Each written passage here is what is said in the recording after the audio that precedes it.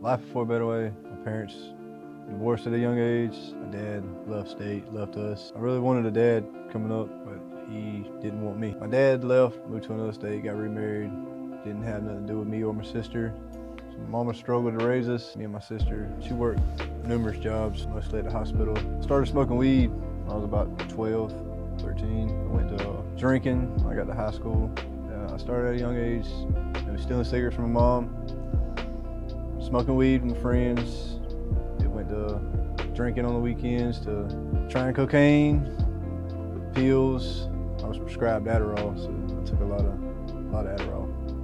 Then when I got out of school, I experimented with meth. Meth really grabbed a hold of me. I did it for 5-6 years, and then I tried IV. And that really took a whole nother turn. My family really didn't know that I was using it like that. Things got dark.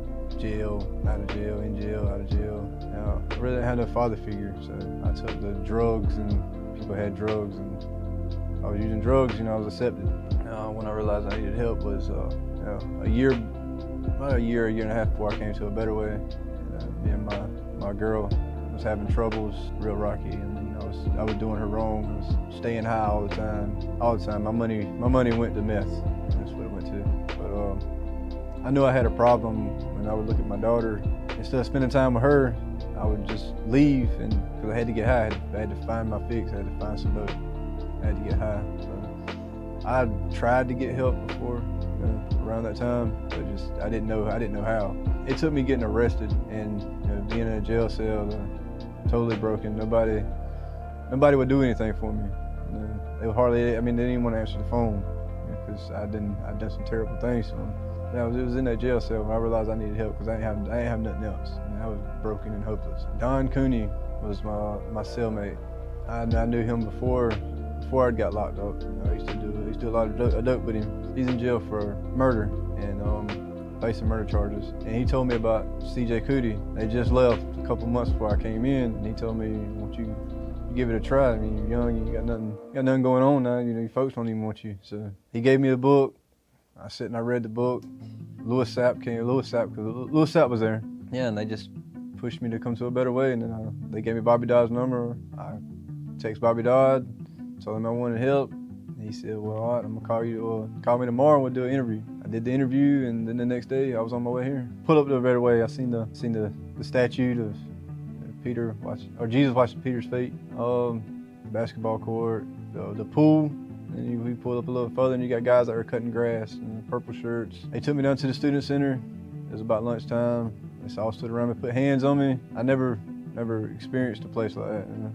A lot of love, and it was nice. When I got the first night in the house, they're telling me all the rules. You gotta have your buttons buttoned.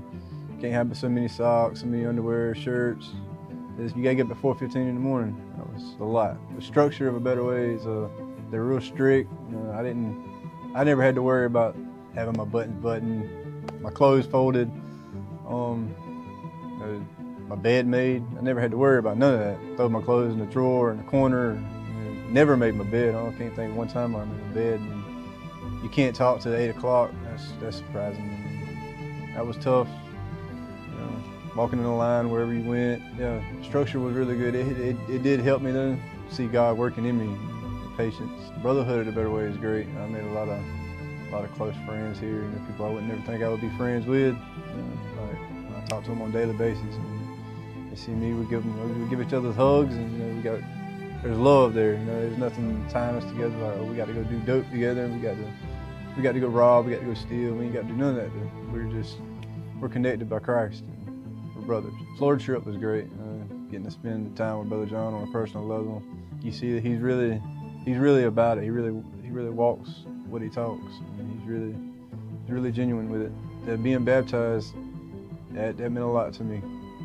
I left all that anger, that guilt, that shame. I left all that in the water down there in Florida. That was really a life-changing experience. A Betterway has just restored my relationship with my family, my kids. It's really changed me. It's giving me discipline. It's giving me hope. It's really changed me. It's made me a better man. There was one time I had a problem with smoking. And nicotine was a big issue when I first got here. Dylan Mullally caught me smoking on the Grace House porch.